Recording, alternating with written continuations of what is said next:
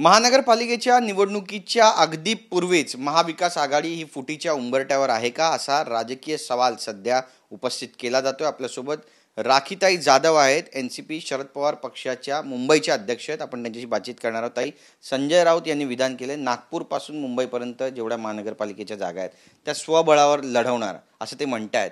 पक्षाची आपली भूमिका नेमकी काय आहे आणि तुम्ही मुंबई काँग्रेसच्या अध्यक्ष आहात, मुंबईमधली सध्या परिस्थिती काय दिसते तुम्हाला?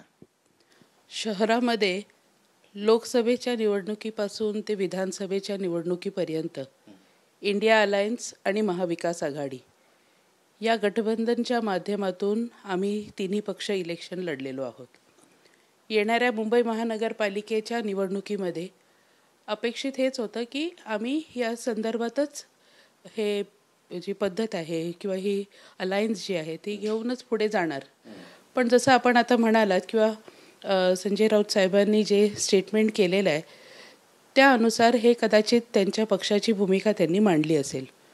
पण त्याचबरोबर ह्या दोन्ही झालेल्या ज्या निवडणुका आहेत त्यामध्ये आम्ही एकत्रित लढलेलो होतो आणि आता पुढच्या निवडणुकांमध्ये एकत्रित लढायचं किंवा नाही तर कदाचित ही चर्चा एकत्रित होऊन नंतर ते पुढे जायला पाहिजे होतं। पण ही त्यांची भूमिका आहे, त्यांच्या पक्षाची भूमिका ही त्यांनी मांडली आहे।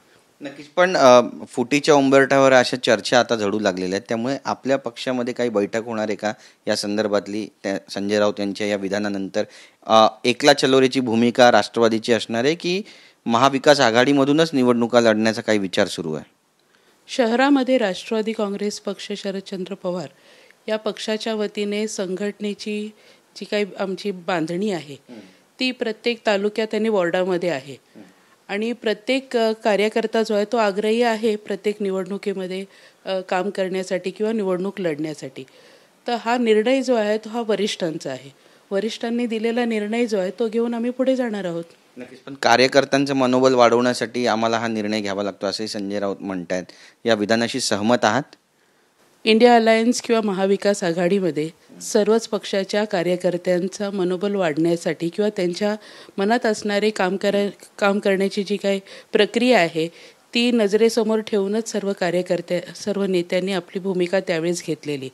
मला असं वाटतं या शहरामध्ये जे खासदार निवडून आलेले आहेत त्यावेळेस इंडिया अलायन्समध्ये असणारे सर्व घटक पक्षांच्या कार्यकर्त्यांनी त्या ठिकाणी आपला जोर धरला होता आणि म्हणून तो यश प्राप्त झालेलं आणि त्याच पद्धतीने विधानसभेला देखील झालेलं आहे। तर मला असं वाटतं की तीच भूमिका आता परत नजरेसमोर ठेवणं अपेक्षित आहे, पण प्रत्येक पक्षाचा स्वतःचा निर्णय आहे।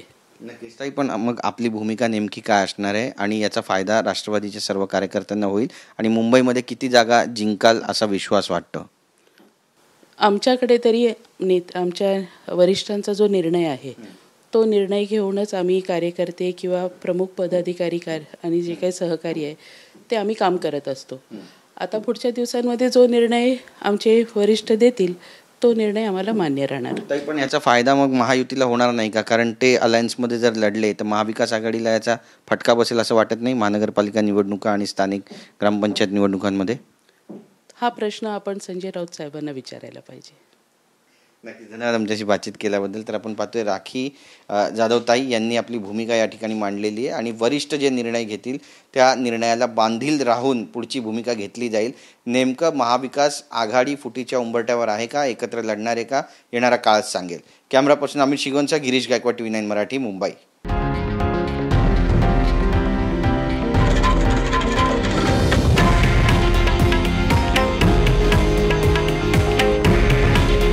हे आहे देशातील नंबर 1 न्यूज नेटवर्क आणि आपण पाहत आहात TV9 मराठी। काळजी तुमची, हित महाराष्ट्राचं।